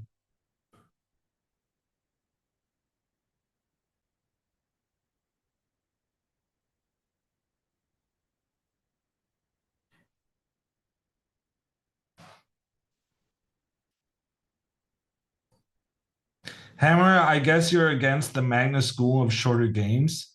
I am against the classical world championship being shorter. I mean, actually, I'm not against it being shorter games. Because right now, the classical world championship is like 7-hour games, and the normal tournament time control is like 5-hour games. It's the time control we're playing with here. That's like the normal time rules. But in the world championship, they added 2 hours more thinking time for no apparent reason. So I think the world championship should be played at the same time control that's normal in every tournament or most tournaments. But I don't believe that there should be like rapid games and so on in the classical world championship, unless you're in a tiebreaker, in which case I feel like it's fine, because then they got 12 or 14 chances to get ahead and they failed. So then rapid deciding that I'm fine with. But I also do think that we could do a lot more with like the rapid speed chess format in general. So right now we have a 5-day world championship between Christmas and New Year's. And that's fine. It's a good tradition. Norwegian television loves it. But we could do more. Like, why shouldn't the Blitz World Championship be 2 days? it could be way longer. And it could be like match play with the 16 best people who qualify after there's like, so you could have like a 2-day world championship qualifier. And then you could have like even bigger blitz matches later on. I guess essentially what I'm trying to say is that you could make it a bigger event, the Blitz World Championship and the Rapid World Championship, rather than having more Blitz and Rapid in the Classical.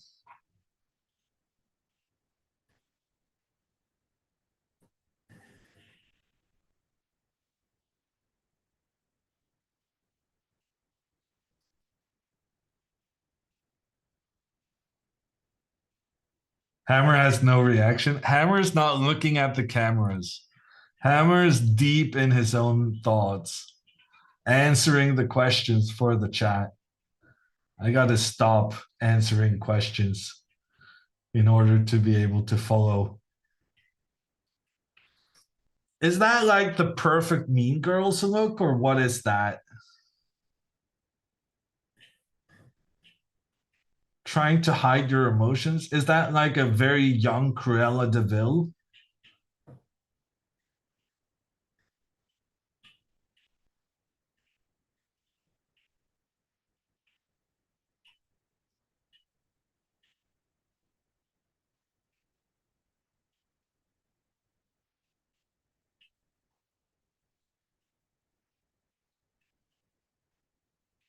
She wants to be a Scandinavian.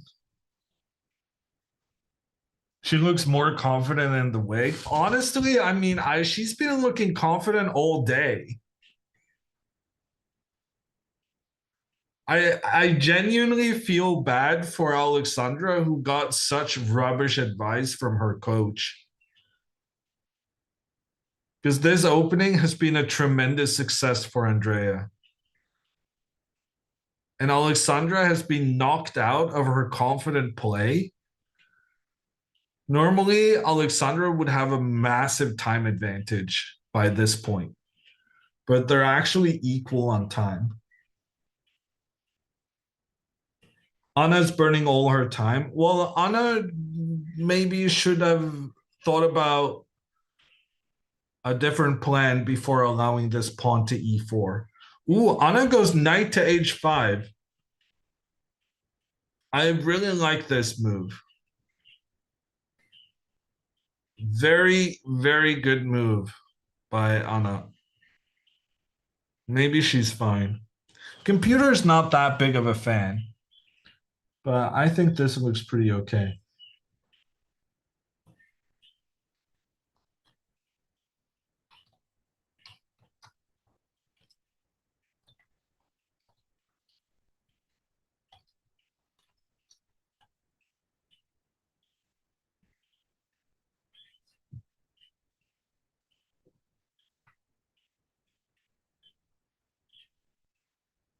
The point here is that the knight is headed for the f4 square, where it will attack both the queen and the knight and protect the pawn and stuff like that. So I think, well, first off, the bishops are now threatening each other. And if there's a trade and then pawn takes pawn in the center, then the knight will come forward, attack the knight, attack the queen, attack the pawn. Actually, now that I think about it, what happens here if takes, queen up? Then queen to g5 threatens checkmate and provides further protection towards the d5 pawn. There's some tricky variations to calculate now. So what if takes, queen back? Ooh, actually... Yeah, no, I was liking Anna's idea, but it was definitely pending whether she was about to lose a pawn. And after queen to d2, because the queen is pointing towards the pawn on h6, White is actually winning a pawn here. Because the knight has to capture the pawn in the center. But then we just trade and then capture on h6. Yeah, Anna is losing a pawn. The general idea of using your knights in this way to get to the f4 square, it's a good idea. But of course, you cannot do it if it ends up losing you a very important pawn. And right now, that's what's about to happen. The trade between the bishops will lure the queen away from the protection of the d5 pawn. And then when pawn captures, Anna was very much relying on this knight being able to counterattack in the center. But as it turns out, and to give Jennifer a lot of credit for this, Jennifer moved her bishop back and queen up earlier to put both of these pointing down towards the black king. That's what provoked Anna into playing g6, which in turn is the reason that the queen can now try and target the h6 pawn on the side of the board.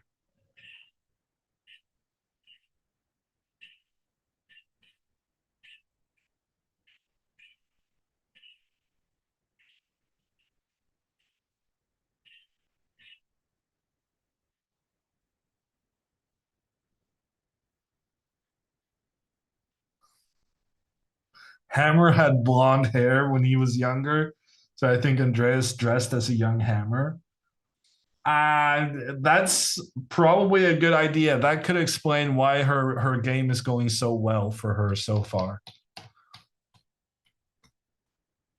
Okay, Jennifer has made the trade between the bishops.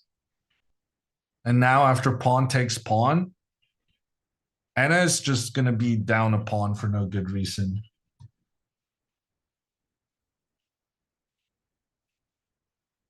Did Hammer show the picture yet? I posted a link on Facebook.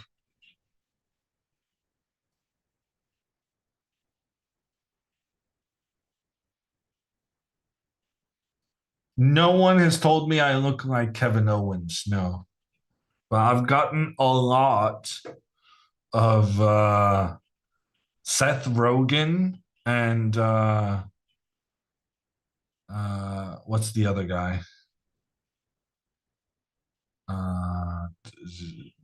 Jonas something.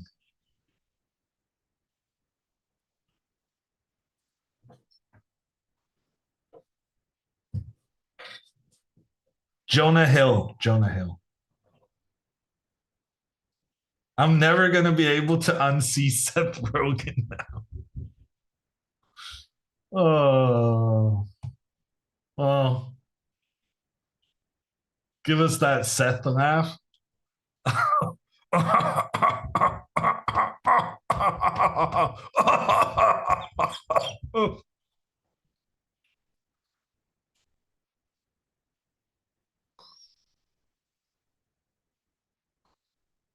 just got to punch myself in the stomach while doing it.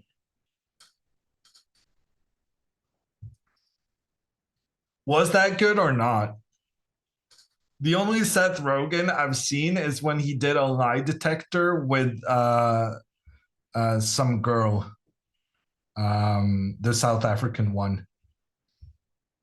And he had a bit of a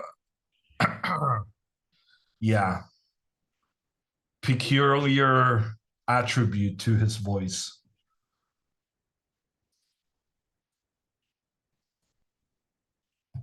Hammer, don't pretend you don't know her. Of course I know her. I just, names off the top of my head is not my greatest. I know Jonah Hill as well. I just can't remember his name in the moment.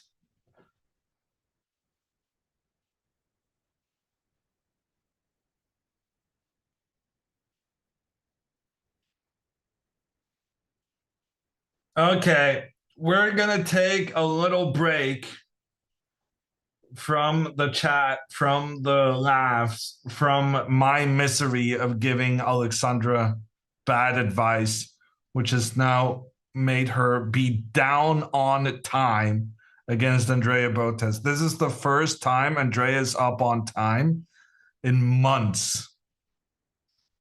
But yeah, I will go cry about my bad decision making, and we'll be back in a couple of minutes.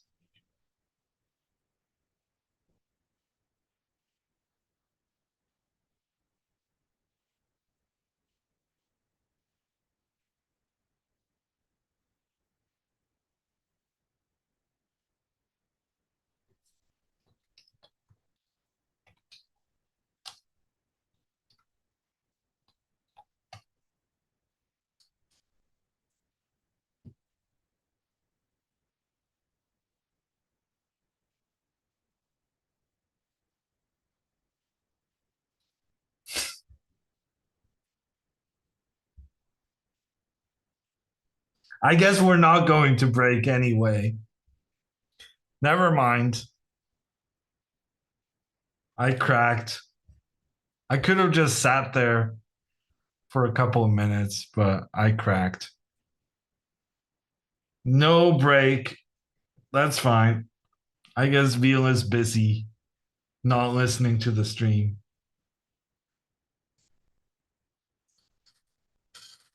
Should Alexandra castle? Yes. She should castle and then get the knight out. The problem is Alexandra realizes that she's probably worse in this position.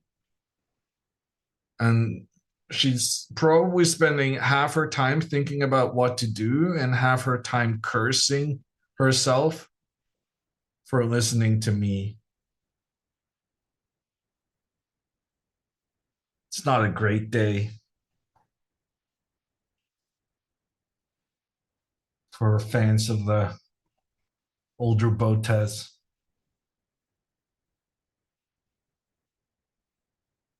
Andrea was up on time against Anna. Yeah, this is true.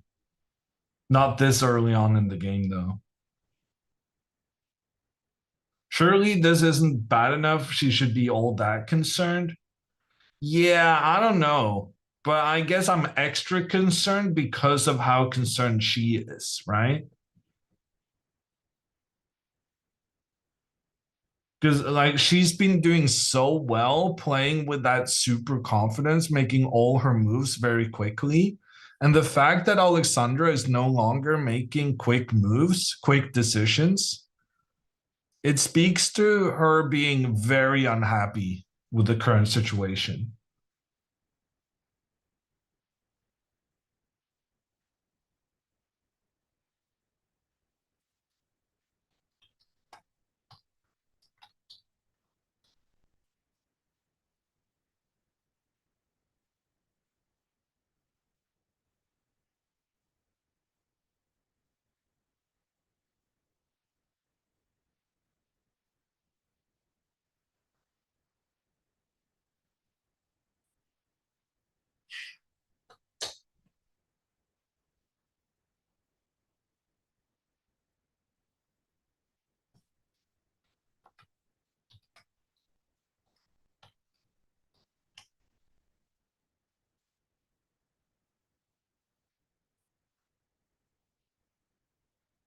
Okay, we gotta move.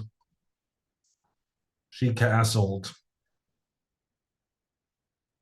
But I'm very concerned about